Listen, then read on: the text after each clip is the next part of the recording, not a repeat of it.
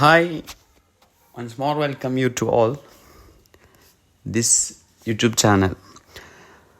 നമ്മുടെ അവസാന പരീക്ഷ PG ഇഗ്നോ സെക്കൻഡ് സെമസ്റ്റർ അവസാന പരീക്ഷ MAL007 അത് വരാനിരിക്കുകയാണ്. അപ്പോൾ അതിലെ പ്രധാനപ്പെട്ട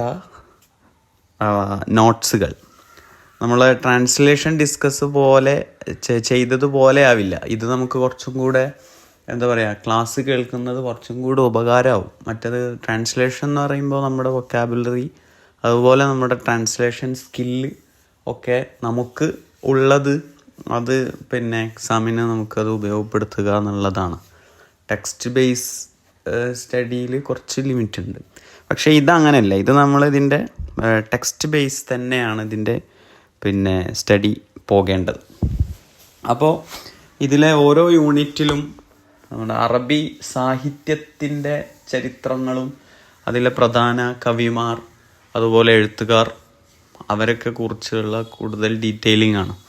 അപ്പോൾ ഓരോരുത്തരെയും കുറിച്ച് നമ്മൾ ഒരു ബ്രീഫായി നമ്മൾ മനസ്സിലാക്കിയാൽ പിന്നെ നമ്മൾ ലാംഗ്വേജ് വെച്ചിട്ട് എക്സാമിന് അത് എഴുതാം. അപ്പോൾ നമ്മൾ ഇതിൽ പ്രധാനമായി ചെയ്യേണ്ടത് നമ്മൾ പറയുന്ന പ്രധാനപ്പെട്ട ശുഅറാ, അതായത് കവികൾ, ഉദബ സാഹിത്യകാരന്മാർ, അവരെക്കുറിച്ച് ചെറുതായിട്ടെങ്കിലും നമുക്ക് ഒരു ചെറിയ ഐഡിയ ഉണ്ടായിരിക്കുക. എങ്കിലേ നമുക്ക് അവരെക്കുറിച്ച് ചോദിച്ചാലോ അതുമായി റിലേറ്റഡ് ആയ ക്വസ്റ്റ്യൻസ് വന്നാലോ നമുക്ക് ആൻസർ ചെയ്യാൻ പറ്റുള്ളൂ. അപ്പോൾ ആദ്യമായി യൂണിറ്റ് 1 എടുത്താൽ അതിൽ ജാഹിലിയ കാലഘട്ടത്തിലെ അറബി സാഹിത്യമാണ്. അൽ അദബു ഫിൽ അസ്റിൽ ജാഹിലിയ.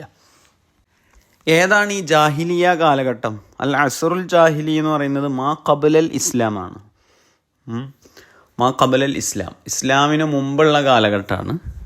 ഈ ഇസ്ലാമിലും ഇസ്ലാമിന് മുമ്പുള്ള കാലഘട്ടത്തിലും കൂടെ ജീവിച്ച കവികൾക്ക് അശ്ശുഅറാ ഉൽ മുഹല്ലറമൂൻ എന്നും പറയും. അശ്ശുഅറാ ഉൽ മുഹല്ലറമൂൻ. ഹസ്സാൻ ബിൻ സാബിത്ത് റളിയല്ലാഹു അൻഹു ഒക്കെ അതിൽപ്പെട്ടാണ്. ഹൻസ അങ്ങനെ തുടങ്ങി. അസ്റുൽ ജാഹിലി എന്ന് പറയുന്നത് ഇസ്ലാം വരുന്നതിന് മുമ്പുള്ള കാലഘട്ടത്തിലെ അറബി സാഹിത്യമാണ്. ഏകദേശം 5-ാം നൂറ്റാണ്ട് മുതൽ 7-ാം നൂറ്റാണ്ട് വരെ ഉണ്ടാവും ഏകദേശം. ഈ പേര് വരാൻ കാരണം തന്നെ മതപരമായ അറിവില്ലായ്മ എന്നാണ്. ഈ ജാഹിലിയ എന്ന ജഹാലത്ത് എന്ന് പറഞ്ഞാൽ അറിവില്ലായ്മ എന്നാണല്ലോ. അപ്പോൾ അതിലേക്കാണ് ആ പേര് തന്നെ വിരൽ ചൂണ്ടുന്നത്. നമുക്ക് പ്രധാനപ്പെട്ട പോയിന്റുകളിലേക്ക് കിടക്കുകയാണെങ്കിൽ ആദ്യം മലാമിഹുൽ അദബിൽ ജാഹിലി, ജാഹിലി സാഹിത്യത്തിൻ്റെ സവിശേഷതകളാണ് മലാമിഹ്. ഒന്നാമത്തെ തന്നെ പറയുകയാണെങ്കിൽ അശ്ശഉറു അദാത്തുൽ ലിത്തഅബീരി അനിൽ ഹയാത്തിൽ ഖബലിയ. ഗോത്രപരമായ ജീവിതത്തെ പ്രതിനിധീകരിച്ചുകൊണ്ടാണ്, അതിൻ്റെ ആശയങ്ങൾ ആവിഷ്കരിക്കുന്നതിനാണ് അവിടെ കവിതകൾ കൂടുതലായും ഉപയോഗിച്ചത്. ഭാഷ, ആ കാല ഷിഅറിൻ്റെ ഭാഷ എടുക്കുകയാണെങ്കിൽ അല്ലുഗത്തു ഖവിയ്യത്തുൻ വമലീഅത്തുൻ ബിസ്സുവരിൽ ബലാഗിയ്യ. കവിതയിലെ ഭാഷ നല്ല ആലങ്കാരികത നിറഞ്ഞു തുളുമ്പുന്ന ഭാഷയായിരുന്നു. ജാഹിലിയ കാലഘട്ടത്തിലെ പ്രധാന സാഹിത്യരൂപം ഷിഅറാണ്, കവിതയാണ്. അത് നിങ്ങൾക്ക് എപ്പോൾ മനസ്സിലാവുമെന്ന് വിചാരിച്ചാൽ ഇനിയുള്ള ശേഷമുള്ള കാലഘട്ടത്തിൽ സാഹിത്യരൂപങ്ങൾ ഇങ്ങനെ വർദ്ധിച്ചു വരുന്നത് കാണാം. കുറച്ച് പ്രസംഗങ്ങൾ ജാഹിലിയ കാലഘട്ടത്തിൽ കുറച്ചുണ്ട്, കവിതയാണ് കൂടുതൽ പ്രാധാന്യമുള്ളത്. അത് കഴിഞ്ഞ് റസായിൽ വരുന്നുണ്ട്, മക്കാമാത്ത് വരുന്നുണ്ട്, നോവലുകൾ, ഡ്രാമകൾ, ഡ്രമാറ്റിക്, പോയംസ്. അതുപോലെ സാഹിത്യത്തിന് വ്യത്യസ്ത രൂപങ്ങൾ വരുന്നുണ്ട്. ജാഹിലിയ കാലഘട്ടത്തിൽ ഷിഅറും ഖുതുബയും, ഷിഅറാണ് പ്രധാനം, ഖുതുബയും ചെറുതായി ഉണ്ടായിരുന്നു. ഓക്കെ. മാത്രമല്ല ജാഹിലിയ കാലഘട്ടത്തിലെ കവിതയുടെ പ്രത്യേകത അൽ മവാളിഉ മുതനവ്വിഅത്തുൻ ബൈനൽ ഫഖർ വൽ ഗസ്ൽ വൽ റസാ വൽ ഹജാ. ഇത് പ്രധാനപ്പെട്ടതാണ്. ജാഹിലിയ കാലഘട്ടത്തിലെ ഷിഅറിലെ വിഷയങ്ങൾ ഫഖർ എന്ന് പറയുമ്പോൾ വംശഗാഥ, ഗസ്ൽ പ്രണയകാവ്യങ്ങൾ, റസാ ശോക രചനകൾ, മരണകാവ്യങ്ങൾ. ഓക്കെ. പിന്നെ ഹജാ എന്ന് പറഞ്ഞാൽ പിന്നെ പരിഹാസം, പിന്നെ വിമർശനം, അതൊക്കെ. അപ്പോൾ ഇതായിരുന്നു ജാഹിലിയ കാലഘട്ടത്തിലെ അശ്ശഅറുൽ ജാഹിലിയയിലെ പ്രധാനപ്പെട്ട വിഷയങ്ങൾ. പിന്നെ അശ്ശഅറു വസീലത്തുൽ ലിനഖ്ലി താരീഖി വത്തഖാലീദ്, അവിടുത്തെ കവിത, ചരിത്രം, പിന്നെ സംസ്കാരം എന്നിവ നമുക്ക് പകർന്നു തന്നു. ജാഹിലിയ കാലഘട്ടത്തിലെ കവിതകൾ, താരീഖ്, അതുപോലെ പിന്നെ തഖാലീദുകൾ ഒക്കെ നമുക്ക് പകർന്നു തന്നു. ആ കാലഘട്ടത്തിലെ എങ്ങനെയായിരുന്നു അവിടുത്തെ സംസ്കാരം എന്നൊക്കെ ശേഷമുള്ള കാലഘട്ടത്തിലേക്ക് പിന്നെ അറിയിച്ചു നൽകുന്നത് ഈ കവിതകളിലൂടെയാണ്. അപ്പോൾ ഇതിലെ പ്രധാന അറബിക് ടേംസ് നേരത്തെ പറഞ്ഞ പോലെ ഫഖ്റാണ്, വംശഗാഥം, അതായത് നമ്മൾ സ്വയം പൊക്ക എന്നൊക്കെ പറയുകയാണെങ്കിൽ.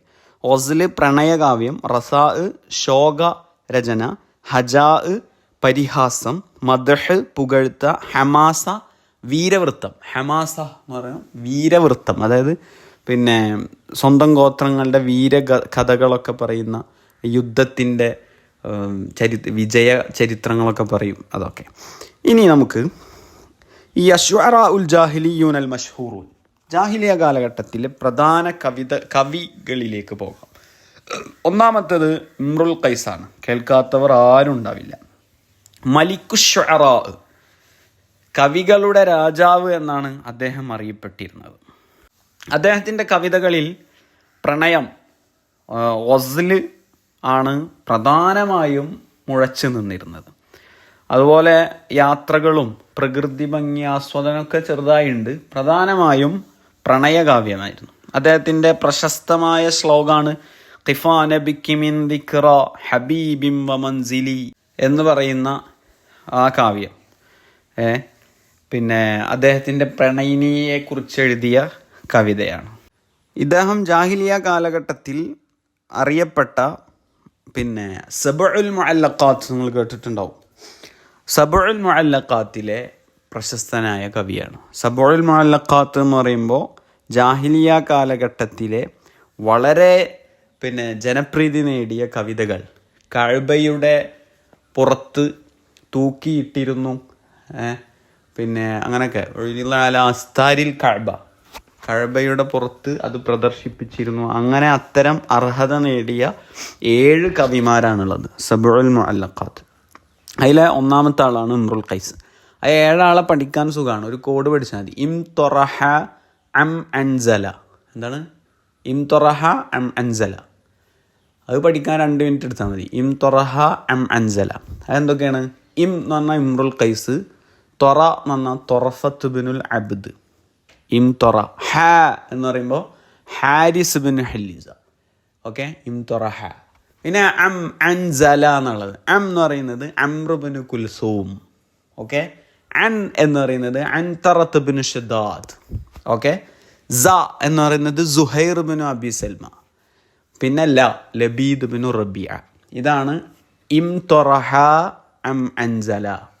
ഇമ്രുൽ ഖൈസ്, തൊറഫത്ത് ബിനുൽ അബ്ദ്, Harith bin Hilliza, Amr bin Kulthum, Antarah bin Shaddad, Zuhair bin Abi Sulma, പിന്നെ ലബീദ് ബിൻ റബിയ.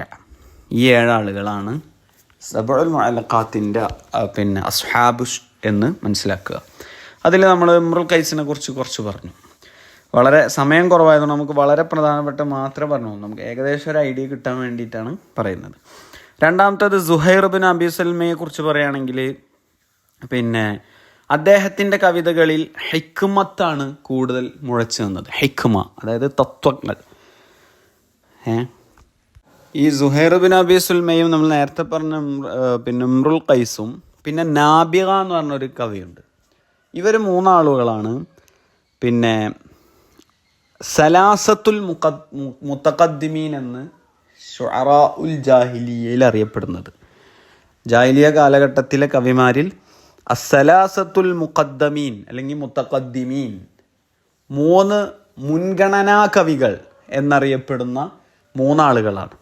ഇമ്രുൽ ഖൈസും സുഹൈറും നാബിഗത്തു ദിബിയാനി എന്ന് പറയും. ഇതിൽ നാബിഗത്തു ദിബിയാനി പിന്നെ ആരല്ല, സബ്ഉൽ മുഅല്ലഖയിലില്ല. സബ്ഉൽ മുഅല്ലഖ 7 അല്ല പിന്നെ ശരിക്കത് അല്ല അഷറത്തുൽ മുഅല്ലഖയാണ് 10 എണ്ണമുണ്ട് എന്ന് പറഞ്ഞിട്ട് അബീദ് ബിൻ അബ്റസും നാബിഗത്തു ദിബിയാനിയും ഒക്കെ അതുപോലെ ആയിഷ എന്നാണ് എൻ്റെ ഓർമ്മ. ആ 3 ആളുകളൊക്കെ ഇതിൽ ആഡ് ചെയ്ത പിന്നെ പണ്ഡിതരും ഉണ്ട്. ഏതായാലും സബഉൽ മുഅല്ലഖയാണ് 7 എന്നുള്ളതാണ് പ്രഗത്ഭമായ അഭിപ്രായം.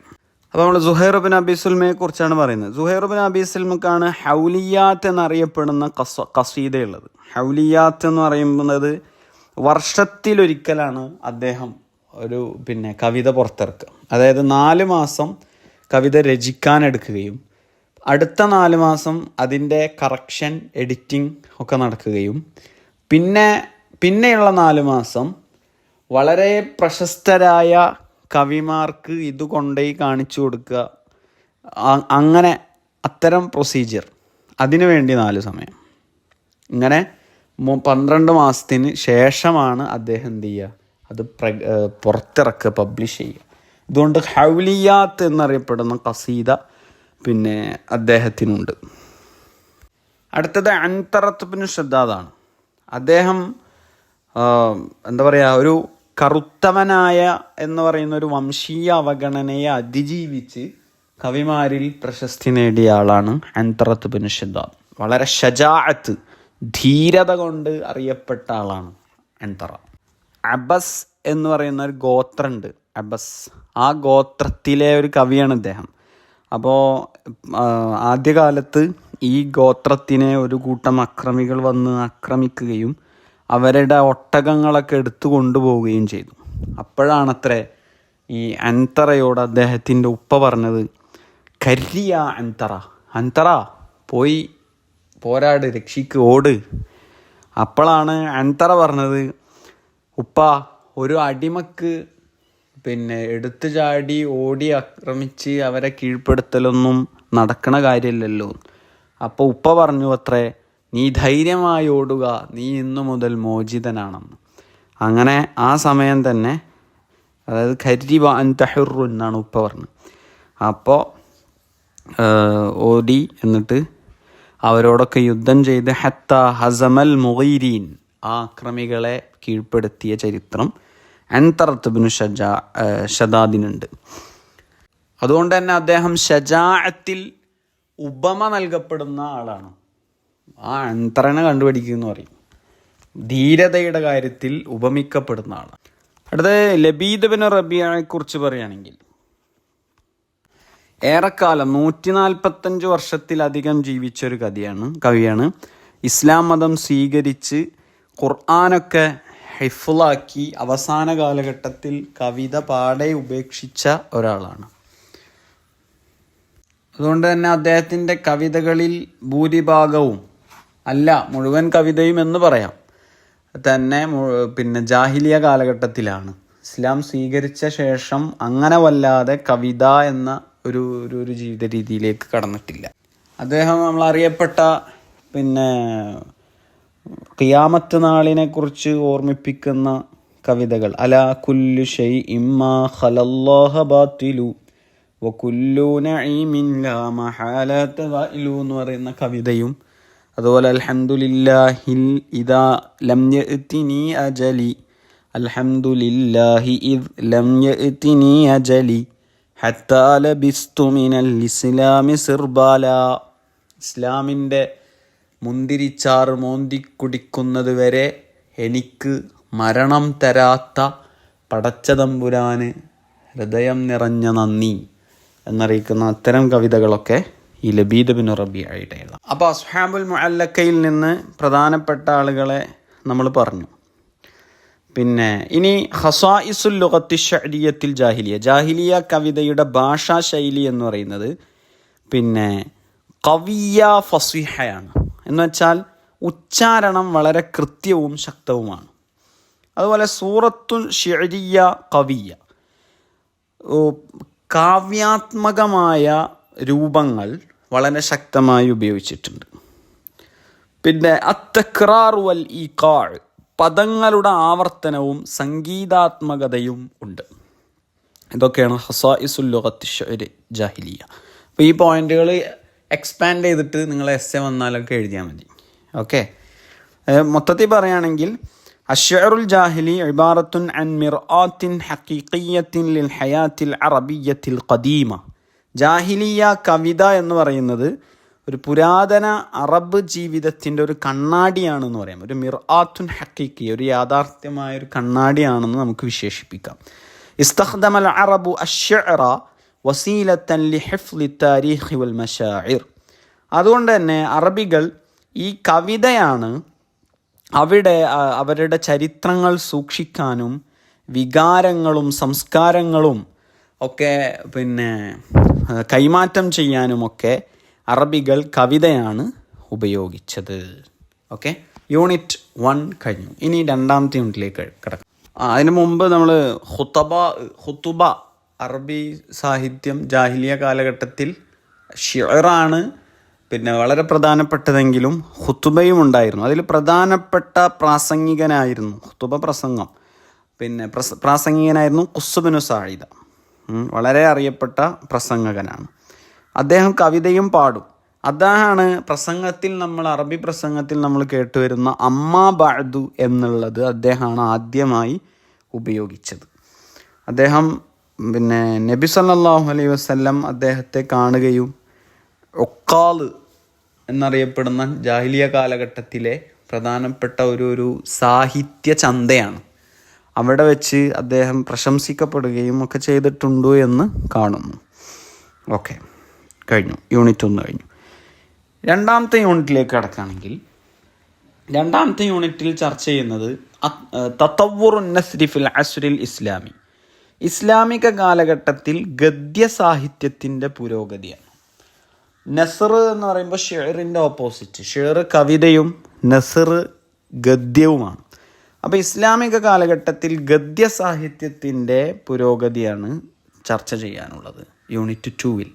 അതിലെ ഇൻട്രൊഡക്ഷനിൽ തന്നെ പറയുന്ന പ്രധാനപ്പെട്ട് അൽ ഇസ്ലാം അഹ്ദസ തഹവ്വുലൻ കബീറൻ ഫിൻ നസ്രിൽ അറബി എന്നാണ്. അതായത് ഇസ്ലാം അറബി ഗദ്യ സാഹിത്യത്തിൽ വളരെ വലിയ മാറ്റം ഉണ്ടാക്കിയിട്ടാണ് ഇസ്ലാം കടന്നു വരുന്നത്. തഹവ്വുൽ എന്ന് പറയുമ്പോൾ പുരോഗമനപരമായ മാറ്റത്തിന് നമുക്ക് ആ വേർഡ് യൂസ് ചെയ്യാം, തഹവ്വുൽ. ഓക്കെ, ജാഹിലിയയുടെ ശൈലി പ്രസംഗങ്ങളിലൊക്കെ ഉണ്ടാകുന്നത് വംശവെറികൾ നിറഞ്ഞ വർത്തമാനങ്ങളും കവിതകളിലൊക്കെ നമ്മൾ പറഞ്ഞല്ലോ, അതൊക്കെ ആയിരുന്നു. പ്രണയം അങ്ങനെ. പക്ഷേ ഇസ്ലാം വന്നപ്പോൾ അത് എന്തായി വെച്ചാൽ ധാർമ്മികതയും തത്വചിന്തയും ഹിക്മത്തും അതുപോലെ സാമൂഹിക വ്യവസ്ഥിതികളുടെ ചർച്ചകളും അങ്ങനെ ഒക്കെ അടിസ്ഥാനമാക്കിയിട്ടുള്ള സാഹിത്യ രൂപങ്ങളായി ഇസ്ലാമിൻ്റെ വരവോടെ. അതിൽ പ്രധാനപ്പെട്ടത് അൽ അവാമിലുൽ മുഅസ്സിറ ഫി തതവ്വുരിൻ നസ്ലിൽ ഇസ്ലാമി. ഇസ്ലാമിക ഗദ്യ സാഹിത്യത്തിൻ്റെ വളർച്ചയിൽ വളരെ നിർണായകമായ ഘടകങ്ങൾ, അൽ അവാമിലുൽ മുഅസ്സിറ എന്ന് പറഞ്ഞാൽ കാരണമായ ഘടകങ്ങളാണ്. എന്ത് മാറ്റത്തിന് കാരണമായ തതവ്വുറുൻ നസ്ലിൽ ഇസ്ലാമിക്ക് കാരണമായ ഘടകങ്ങൾ? ഒന്ന് പരിശുദ്ധമായ ഖുർആൻ കരീമാണ്. രണ്ടാമത്തത് അൽ ഹദീസുൻ നബവി ഷരീഫാണ്. അപ്പോൾ ഖുർആൻ്റെ ഉത്തമമായ ആ ശൈലിയും അതിൻ്റെ ഉപമകളും അതിലെ ധാർമ്മികതയും ഒക്കെ അത് കാത്തു സൂക്ഷിച്ചു. മാത്രമല്ല അഫ്സഹു മൻ നതഖ ബില്ലാദി ഹുവ മുഹമ്മദ് സല്ലല്ലാഹു അലൈഹി വസല്ലം എന്നാണ്. അറബി ഭാഷ, അറബി സാഹിത്യം വളരെ ഉന്നതമായി സംസാരിച്ച വ്യക്തി ഒരു പള്ളിക്കൂടത്തിലും പോയി അറിവ് നേടിയിട്ടില്ലാത്ത പ്രവാചകർ മുഹമ്മദ് നബി സല്ലല്ലാഹു അലൈഹി വസല്ലമയായിരുന്നു. അത് ദൈവികമായ കൈമാറ്റമാണ് എന്നതിൻ്റെ ഉത്തമ ഉദാഹരണമായിരുന്നു. ഓക്കെ, പിന്നെ രണ്ടാമത്തെ നമ്മൾ പറഞ്ഞു ഹദീസുൻ നബവിയാണ് മെയിൻ ഫാക്ടർ. മൂന്നാമത്തേത് അദ്ദഅവത്തുൽ ഇസ്ലാമിയ വൽ ബലാഗ്. ആ ഇസ്ലാമിക കാലഘട്ടത്തിലെ ദാഇകളുടെ പ്രബോധകരുടെ പ്രസംഗങ്ങളും അതുപോലെ മതപ്രബോധന രീതികളും ഒക്കെ അതിലെ കാരണങ്ങളായി. ഖസ്വായിസുൻ നസ്രി ഫി സദരിൽ ഇസ്ലാം. ഇസ്ലാമിക കാലഘട്ടത്തിൽ തുടക്ക കാലഘട്ടത്തിലെ ഗദ്യത്തിൻ്റെ സവിശേഷതകൾ എടുത്തു നോക്കുകയാണെങ്കിൽ അതിൽ ഈജാസ് പ്രധാനപ്പെട്ടതാണ്. ഈജാസ് ഉണ്ട്, വുളൂഹ് ഉണ്ട്. ഖുവ്വത്തുണ്ട്, തഅ്സീറുണ്ട്, ജമാലിയത്തുണ്ട്. പഠിച്ചു വെച്ചോ. ഖസായിസുൻ നസ്രി ഫി സദറിൽ ഇസ്ലാമാണ്. ഈജാസ് എന്ന് പറയുന്ന സംക്ഷിപ്തതയാണ്. ഒരു കാര്യം നീട്ടി വലിച്ച് പറയാതെ വളരെ സംക്ഷിപ്തമായി അവതരിപ്പിക്കുക. രണ്ടാമത്തേത് അൽ വുളൂഹ്, വ്യക്തതയാണ്. പിന്നെ ഖുവത്ത്, ശക്തിയും, തഅ്സീർ, അത് ജനങ്ങളിൽ പിന്നെ അത് എന്താ പറയുക, ഉൾക്കൊള്ളിക്കാനുള്ള അതിൻ്റെ ശക്തി, തഅ്സീർ, ബാധകത എന്ന് പറയാം. പിന്നെ ജമാലിയത്ത് എന്ന് പറയുമ്പോൾ അതിൻ്റെ ഭംഗി. ഓക്കെ, ഇനി ഈ ഗദ്യരചന അല്ലെങ്കിൽ ഗദ്യസാഹിത്യം എന്ന് പറയുമ്പോൾ അതിലെ പ്രധാനപ്പെട്ട ഇനങ്ങൾ ഏതൊക്കെയായിരുന്നു? അൽ അൻവാഉൽ അദബിയ ഫിൻ നസ്രിൽ ഇസ്ലാമി, ഇസ്ലാമിക ഗദ്യസാഹിത്യത്തിലെ പ്രധാനപ്പെട്ട രചനാരൂപങ്ങൾ, ഇനങ്ങൾ. ഒന്നാമത്തേത് ഖിത്വാബ, പ്രസംഗം തന്നെയായിരുന്നു. അതിലെടുക്കുകയാണെങ്കിൽ വളരെ പ്രധാനപ്പെട്ട ഖത്തീബ്, പ്രസംഗികൻ നബി സല്ലല്ലാഹു അലൈഹി വസല്ലമയായിരുന്നു. നബിയുടെ വെള്ളിയാഴ്ച ഖുതുബകൾ ജനങ്ങളിൽ നന്നായി പിന്നെ അത് എന്താ പറയുക സ്വാധീനിക്കുകയും അത് പിന്നെ അറബി സാഹിത്യത്തിന് ഉത്തമ ഉദാഹരണമായി നിലനിൽക്കുകയും ചെയ്തു. പിന്നെ രണ്ടാമത്തത് ഖുതുബത്തു ഹജ്ജത്തുൽ വദാ, നബി സല്ലല്ലാഹു അലൈഹി വസല്ലമയുടെ ഹജ്ജത്തുൽ വദാഇൻ്റെ പ്രസംഗം. ഓക്കെ, അതാണ് പ്രസംഗത്തിനെ കുറിച്ച് പറയാനുള്ളത്.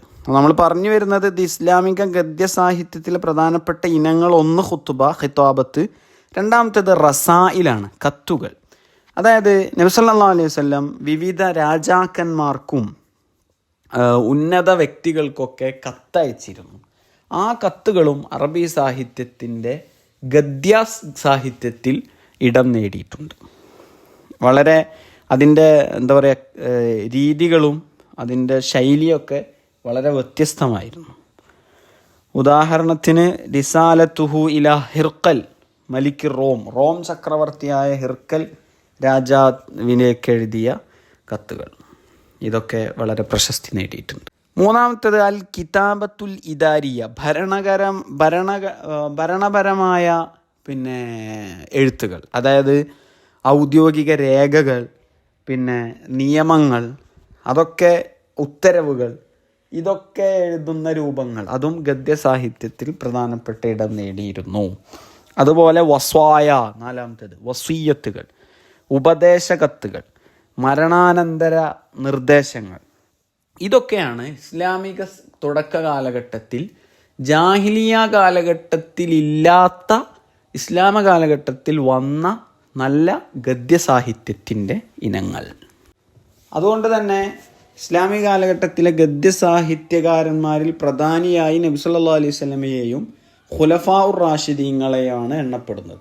അതായത് അബൂബക്കർ സിദ്ദീഖ് റളിയല്ലാഹു അൻഹു, ഉമർ റളിയല്ലാഹു അൻഹു, ഉസ്മാൻ ഇബ്നു അഫ്ഫാൻ, അലി ഇബ്നു അബി ത്വാലിബ് ഇവർ റളിയല്ലാഹു അൻഹു.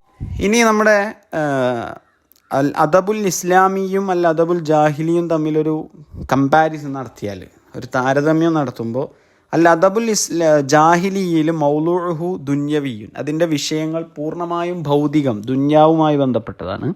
എന്നാൽ ഇസ്ലാമിൽ മൗലൂഉഹു റൂഹിയുൻ വദീനിയുൻ, ആത്മാവുമായി ബന്ധപ്പെട്ട, മതവുമായി ബന്ധപ്പെട്ട, ധാർമ്മികതയുമായി ബന്ധപ്പെട്ട വിഷയങ്ങളാണ്. രണ്ടാമത്തേത് അദബുൽ ജാഹിലി മലീഉൻ ബിൽ ഫഖ്രി വൽ ഹജാ, പരിഹാസം കൊണ്ടും സ്വയം പുകഴ്ത്തലുകൾ കൊണ്ടൊക്കെ നിറഞ്ഞതായിരുന്നു. എന്നാൽ അൽ അദബുൽ ഇസ്ലാമി മലീഉൻ ബിൽ ഹിക്മത്തി വദ്ദഅവ, തത്വചിന്തകൾ കൊണ്ടും പ്രബോധനങ്ങൾ കൊണ്ടും നിറഞ്ഞതായിരുന്നു. മൂന്നാമത്തെ കമ്പാരിസൺ ചെയ്യുമ്പോൾ നമ്മൾ മൂന്നാമത്തത് ഉസ്ലൂബുഹു ഖശ്നുൻ, പിന്നെ ജാഹിലിയ സാഹിത്യത്തിൻ്റെ ഉസ്ലൂബ്, അതിൻ്റെ സ്റ്റൈൽ വളരെ പരുക്കമായിരുന്നു, പരുക്കം. പിന്നെ എന്നാൽ അദബുൽ ഇസ്ലാമി ഉസ്ലൂബുഹു റഫീഖുൻ വഹാദിഉൻ, വളരെ റഫീഖ്, വളരെ നൈർമല്യമുള്ളതും ഹാദിഉൻ, ശാന്തതയുള്ളതുമായിരുന്നു. ജാഹിലി സാഹിത്യം ഖലീലു തൻളീമാണ്, അതിനൊരു ഘടനാപരമായൊരു സ്റ്റൈല് കുറവായിരിക്കും. എന്നാൽ മുറത്തബുൻ വ മുനല്ലമുൻ വ വാളിഹുൻ ആണ് അദബുൽ ഇസ്ലാമി. മുറത്തബ് ഓർഡേർഡാണ്, മുനല്ലമ് സ്ട്രക്ചേർഡാണ്, വെൽ സ്ട്രക്ചേർഡാണ്, വാളിഹ് നല്ല വ്യക്തതയുള്ളതുമാണ്. ഇനി മൂന്നാമത്തെ യൂണിറ്റ് നോക്കാം. യൂണിറ്റ് 3 അശ്ശിഉറു ഫി സദറിൽ ഇസ്ലാം വ മീസാത്തുഹു. നമ്മൾ ജാഹിലിയ കാലഘട്ടത്തിലെ ഷിഅറിനെ കുറിച്ച് പറഞ്ഞു. ഇസ്ലാമിക കാലഘട്ടത്തിലെ ഗദ്യത്തെ നെസറിനെ കുറിച്ചും പറഞ്ഞു. മൂന്നാമത്തെ യൂണിറ്റിൽ ഇസ്ലാമിൻ്റെ ആരംഭ കാലഘട്ടത്തിലെ കവിതയെക്കുറിച്ചാണ്. നേരത്തെ നെസർ പറഞ്ഞു, ഇനി ഷിഅർ. ഇസ്ലാമിക കാലഘട്ടത്തിൽ എങ്ങനെയായിരുന്നു ഷിഅറിൻ്റെ സ്വഭാവം എന്നാണ് നമുക്ക് ചർച്ച ചെയ്യാനുള്ളത്. ഈ സ്വദുറുൽ ഇസ്ലാം ഇസ്ലാമിൻ്റെ പ്രഭവകാലം എന്ന് പറയുന്നത് നബി സല്ലല്ലാഹു അലൈഹി വസല്ലമ ജീവിച്ചിരുന്ന കാലം, അതുപോലെ 4 ഖുലഫാക്കളുടെ കാലം, ആ കാലഘട്ടമാണ് യഥാർത്ഥത്തിൽ സ്വദുറുൽ ഇസ്ലാം എന്ന് പറയുന്നത്. അപ്പോൾ ഏകദേശം 610 മുതൽ 660 വരെ അല്ലെങ്കിൽ 661 വരെയൊക്കെയുള്ള കാലഘട്ടമാണ്.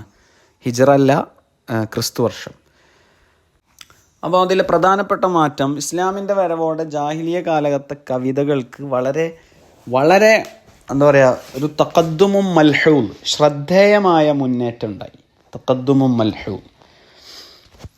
നേരത്തെ നമ്മൾ നസറിൻ്റെ കാര്യം പറഞ്ഞതുപോലെ കവികൾ പ്രണയം, അതുപോലെ അതൊക്കെ മാറ്റിയിട്ട് ധാർമ്മികതയും തൗഹീദും നബി സല്ലല്ലാഹു അലൈഹി വസല്ലമയോടുള്ള സ്നേഹവും സംരക്ഷണവും ഇതൊക്കെ ചർച്ച ചെയ്യാൻ തുടങ്ങി. ഈ ചർച്ചയ്ക്ക് മുമ്പ് മൗഖിഫുൽ ഇസ്ലാമു മിന ഷിഅർ, കവിതയോട് ഇസ്ലാമിൻ്റെ നിലപാട് എന്താണെന്ന് പറയണം. ഇസ്ലാം എന്തു പറയുന്നു? ഇസ്ലാമിനെ പറയുകയാണെങ്കിൽ ലാ യുൻകിറു ഷിഅറ, ഇസ്ലാം കവിതയെ നിഷേധിക്കുന്നില്ല. വശ്ശരീയത്ത, കാവ്യാത്മകതയും നിഷേധിക്കുന്നില്ല. മറിച്ച് അതിൻ്റെ ആ കവിതയുടെ ആശയവും ഉദ്ദേശ്യശുദ്ധിയും പിന്നെ സന്ദേശവും പരിശോധിച്ചു. ഉദ്ദേശ്യം എന്നാണോ പറയുക? പരീക്ഷയ്ക്കുള്ളല്ലേ, ഞാൻ വെറുതെ ഇടയ്ക്ക് ചോദിക്കുന്നേ ഉള്ളൂ. ഉദ്ദേശം എന്നാണോ ഉദ്ദേശ്യം എന്നാണോ? രണ്ടും ശരിയാണ്. ഉദ്ദേശ്യം എന്ന് പറയുന്നത് പിന്നെ മസ്ദറും ഉദ്ദേശ്യം എന്നുള്ളത് മഫ്ഊലാണ് നമ്മൾ അറബിയിൽ പറഞ്ഞാൽ. അതായത് ഉദ്ദേശിക്കുന്ന പ്രക്രിയക്കാണ് ഉദ്ദേശം എന്ന് പറയുന്നത്. ഉദ്ദേശിക്കപ്പെടുന്ന വസ്തു അല്ലെങ്കിൽ സാധനം അല്ലെങ്കിൽ കാര്യത്തിനാണ് ഉദ്ദേശ്യം എന്ന് പറയുന്നത്. രണ്ടും ഉപയോഗിച്ചാലും അത് വാക്യത്തിലോ അർത്ഥത്തിലോ പ്രശ്നങ്ങളൊന്നുമില്ല. ഓക്കെ, ഇടയ്ക്ക് പറഞ്ഞതേ ഉള്ളൂ. ഏതായാലും അപ്പോൾ അതിൻ്റെ കവിതയുടെ ഉദ്ദേശവും ഉദ്ദേശ്യവും ഒക്കെ പരിശോധിക്കും ഇസ്ലാം. എന്നിട്ടാണ് കവിതയോടുള്ള നിലപാട്. അല്ലെ മൊത്തത്തിൽ കവിതയെ ഇസ്ലാം നിരാകരിക്കുന്നില്ല, നിഷേധിക്കുന്നില്ല എന്ന് മാത്രമല്ല, നല്ല ഉദ്ദേശം ഉണ്ടെങ്കിൽ ആ കവിതയെ സ്വാഗതം ചെയ്യുകയും ചെയ്യും. കാരണം നബി സല്ലല്ലാഹു അലൈഹി വസല്ലം പറഞ്ഞിട്ടുണ്ട്, ഇന്ന മിനശ്ശിഅരി ലഹിക്മ, തീർച്ചയായും കവിതയിൽ ചില തത്വങ്ങളുണ്ട് എന്ന് നബി സല്ലല്ലാഹു അലൈഹി വസല്ലം തന്നെ പറഞ്ഞിട്ടുണ്ട്. പിന്നെ ഇസ്ലാമിന് വേണ്ടി കവിത പാടിയ ഹസ്സാൻ ഇബ്നു സാബിത്ത് എന്ന കവിയെയും കഅബ് ഇബ്നു സുഹൈർ എന്ന് പറയുന്ന കവിയെയൊക്കെ നബി സല്ലല്ലാഹു അലൈഹി വസല്ലം അംഗീകരിക്കുകയും ആദരിക്കുകയും ഒക്കെ ചെയ്തിട്ടുണ്ട്. അപ്പോൾ ഇസ്ലാമിക കവിതകൾ എന്ന് പറയുമ്പോൾ ഇസ്ലാം അംഗീകരിക്കുന്ന, ഇസ്ലാമിൻ്റെ നിലപാടിനോട് യോജിക്കുന്ന കവിതകളാണ്. അതിൽ ആ കാലഘട്ടത്തിൽ ആരെങ്കിലും വടക്ക് കവിതകൾ പാടിയിട്ടുണ്ടെങ്കിൽ പിന്നെ അത് ഇസ്ലാമിക കവിത എന്ന് പറയില്ല, അതിൽ ഉൾപ്പെടുത്തില്ല, ആ കാലഘട്ടത്തിൽ സംഭവിച്ചതാണെങ്കിലും. ഓക്കെ, അപ്പോൾ ഇസ്ലാമിക കാലഘട്ടത്തിലെ കവിതയിലെ ഖസാഇസു ശിഅർ ഫി സദറിൽ ഇസ്ലാം, ഇസ്ലാമിക പ്രാരംഭ കാലഘട്ടത്തിലെ കവിതകളുടെ പ്രത്യേകതകൾ, ഖസാഇസ്. ഒന്ന് അത്വാബിഉദ്ദീനിയാണ്, മതപരമായ പശ്ചാത്തലം ഉണ്ടാവും. അദ്ദിഫാഉ അനിൽ ഇസ്ലാം, ഇസ്ലാമിനെയും പ്രവാചകനെയും ശത്രുക്കളിൽ നിന്ന് സംരക്ഷിക്കാൻ ആണ് പ്രധാനമായും ഉപയോഗിച്ചിരുന്നത്. പിന്നെ അതിൽ ഹമാസയും ഉണ്ടായിരുന്നു, അതായത് ആത്മോത്സാഹം, ഒരു ഉത്സാഹം, അതുപോലെ ശത്രുക്കൾക്കെതിരെ സമരം ചെയ്യാനുള്ള ഒരു എന്താ പറയുക, ആവേശം ഒക്കെ കൊടുത്തുന്ന കവിതകൾ.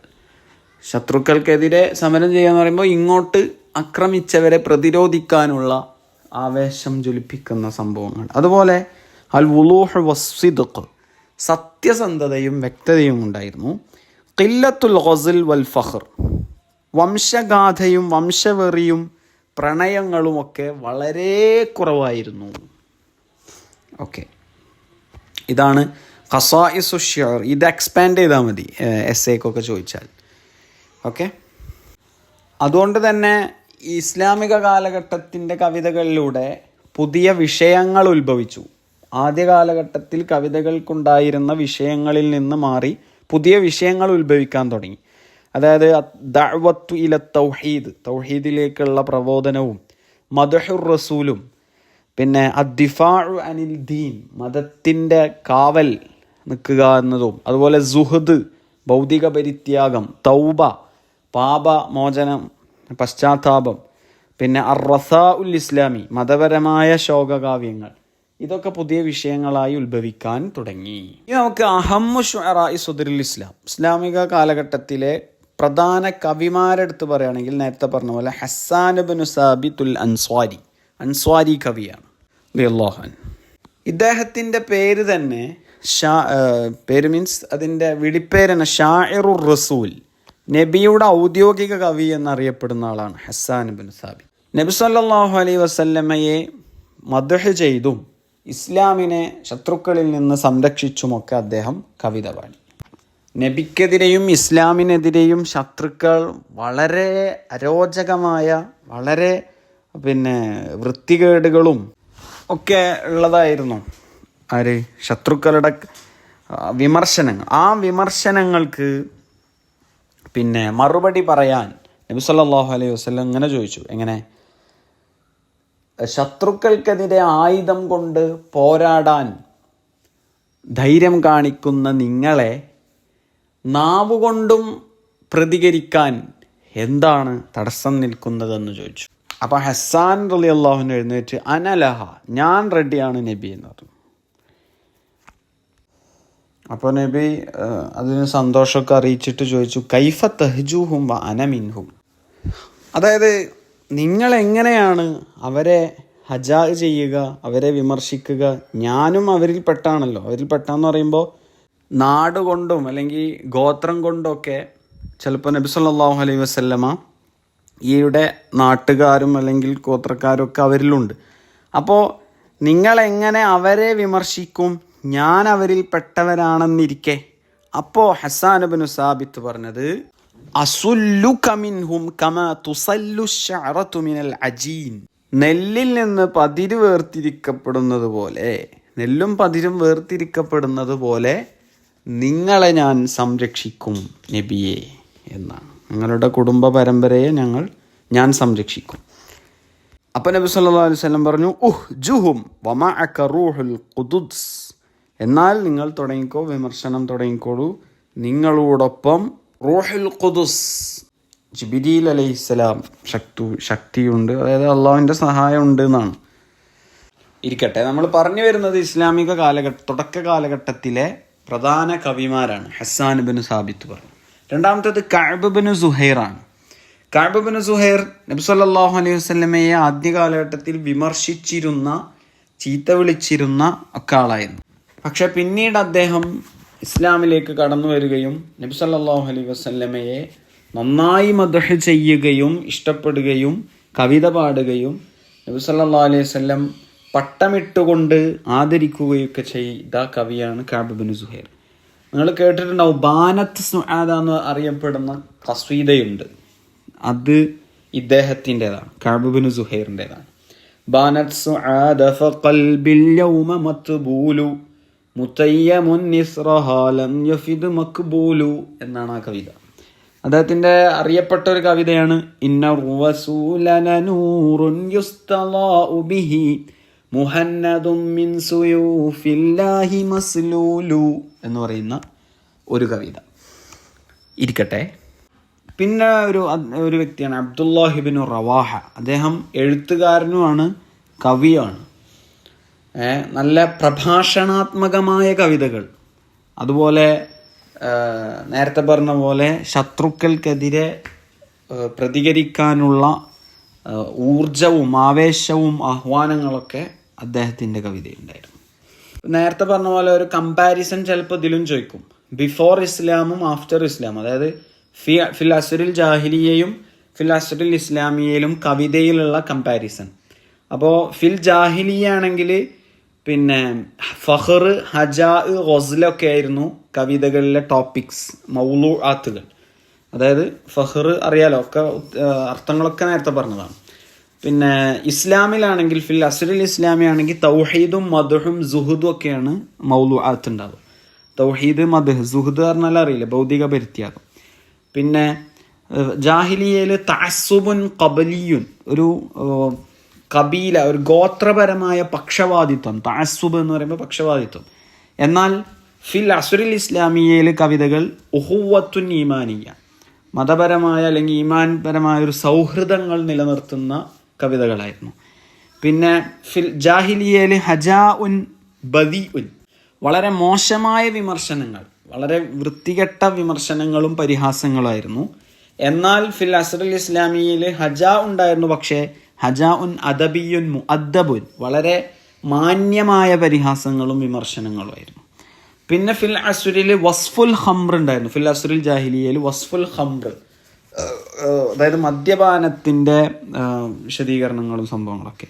എന്നാൽ ഫിൽ അസ്റിൽ ഇസ്ലാമിയിൽ തജന്നുബുൽ ഖംരി വൽ ഫിസ്ഖ്, അധാർമികതയെയും മദ്യപാനത്തെയൊക്കെ പാടെ തിരസ്കരിക്കുന്ന കവിതകളായിരുന്നു. ചുരുക്കത്തിൽ അശ്ശഅറു തഹവ്വലു മിനൽ അസ്വബിയ്യ ഇലൽ അഖദിയ്യ, ഗോത്രത്യത്തിൽ നിന്നൊരു ഗോത്രപരമായ സംഭവത്തിൽ നിന്നും വിശ്വാസപരമായ സംഭവത്തിലേക്ക് കവിതകൾ മാറി.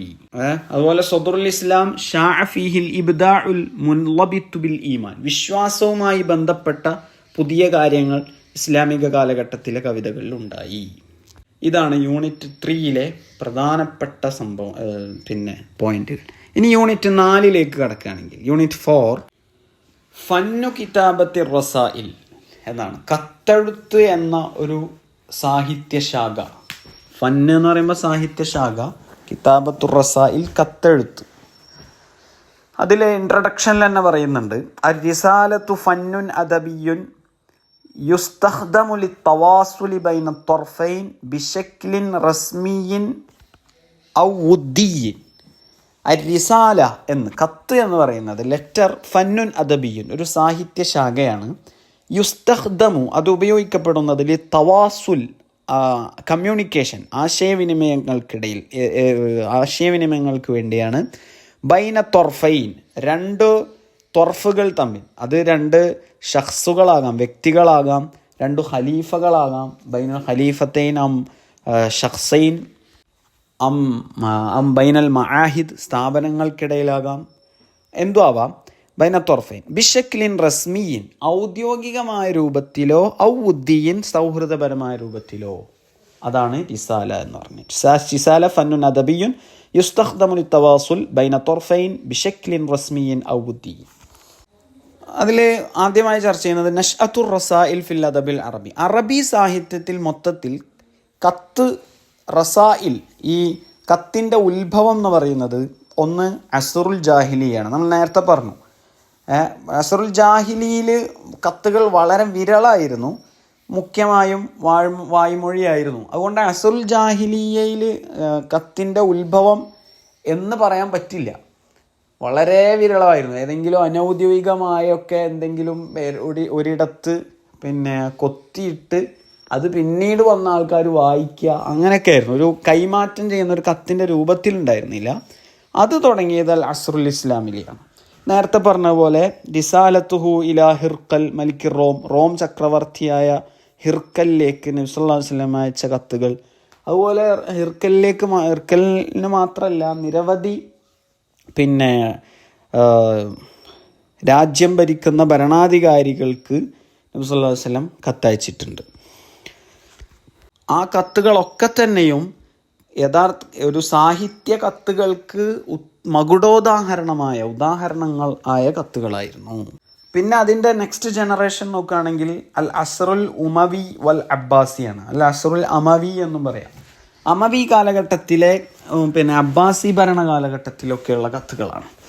അത് അർറസായിലു ഫി ഹാദിഹിൽ അസ്റ ഫി ഹാദൽ അസ്ർ അസ്ബഹത് ഫന്നൻ റസ്മിയൻ വറാഖിയൻ. ഈ കാലഘട്ടത്തിൽ പിന്നെ കത്തെഴുത്ത് ഒരു ഔദ്യോഗിക ഗദ്യശൈലിയായി മാറി.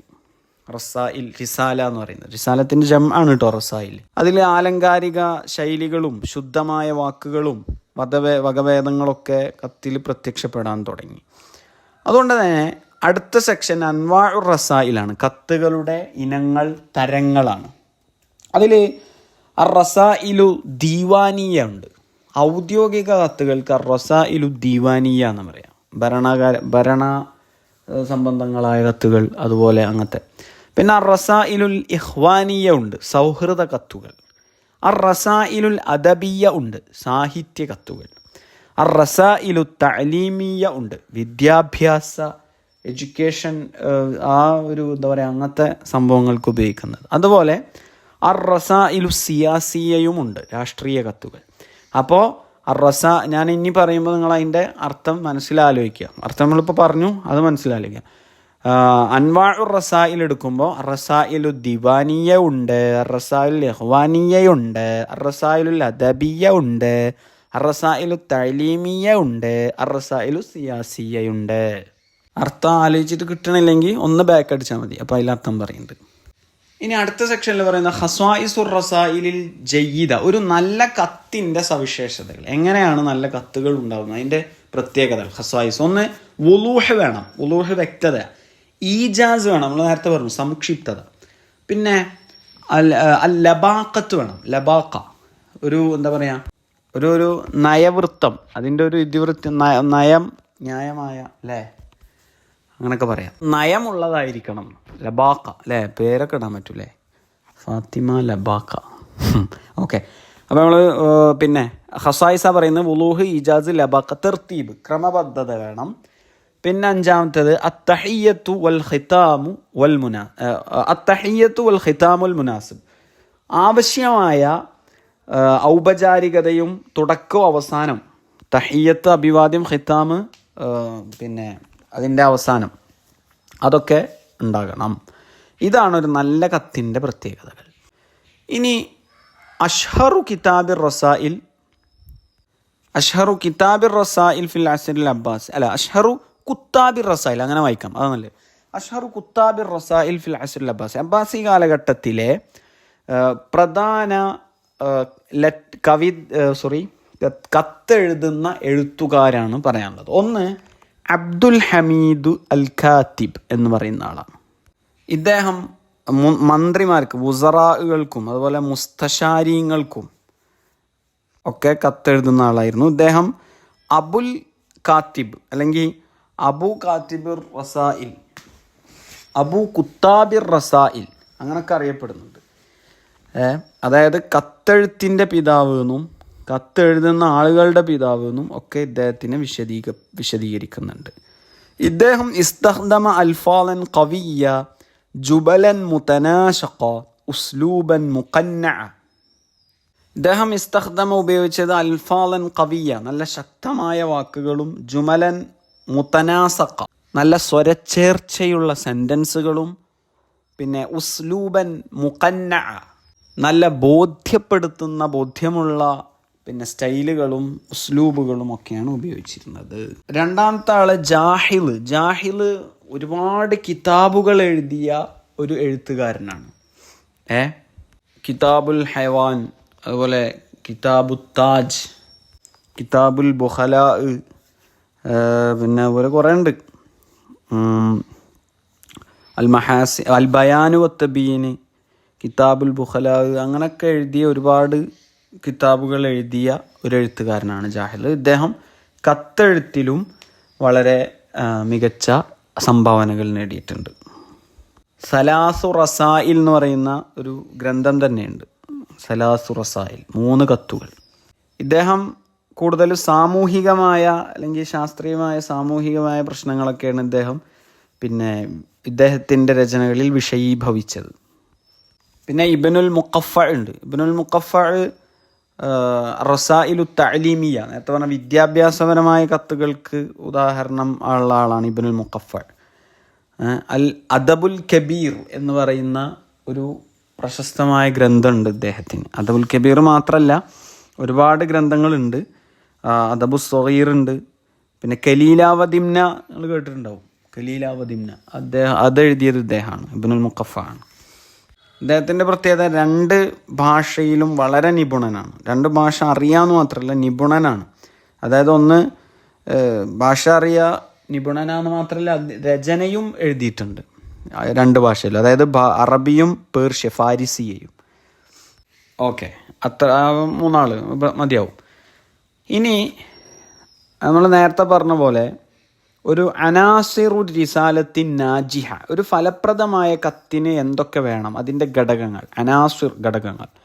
ഒന്ന് ബസ്മലത്ത് വേണം, അതായത് തുടക്കത്തിൽ ബിസ്മി വേണം. തഹയ്യത്ത് വേണം, അഭിവാദ്യം, പ്രിയപ്പെട്ട എൻ്റെ അന്നെ. പിന്നെ മുഖദ്ദിമ വേണം അല്ലേ, ഒരു അടിസ്ഥാന വിശദീകരണം വേണം, ഒരു എന്താ പറയുക അതിൻ്റെ ബേസിക്. പിന്നെ അതിൻ്റെ പ്രധാന സന്ദേശം അൽ മൗളൂഉൽ അസാസി വേണം.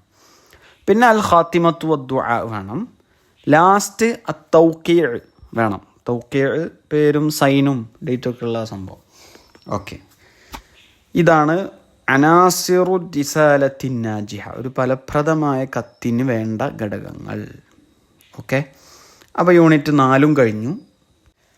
ഇനി യൂണിറ്റ് 5 യൂണിറ്റ് 5 മുതൽ അവസാന യൂണിറ്റ് വരെ, യൂണിറ്റ് 9 വരെയുള്ള നോട്ടുകളുമായി അടുത്ത വീഡിയോയിൽ നമുക്ക് കാണാം. അതിന് നിങ്ങൾ എന്ത് ചെയ്യണമെന്ന് വെച്ചാൽ ഈ ക്ലാസ്സിൻ്റെ അഭിപ്രായങ്ങൾ, അതുപോലെ ഇനി അടുത്ത ചാപ്റ്ററുകൾ വേണോ, ആവശ്യമുണ്ടോ, ആവശ്യക്കാരുണ്ടെങ്കിലല്ലേ നമ്മൾ അപ്ലോഡ് ചെയ്യേണ്ടതുള്ളൂ, വേണോ വേണ്ടയോ എന്ന് കേട്ട് നിങ്ങൾ കമൻറ്റ് ചെയ്യുക. അതനുസരിച്ച് നമ്മൾ അടുത്ത വീഡിയോ ചെയ്യും. Okay, have A nice day. Thank you all.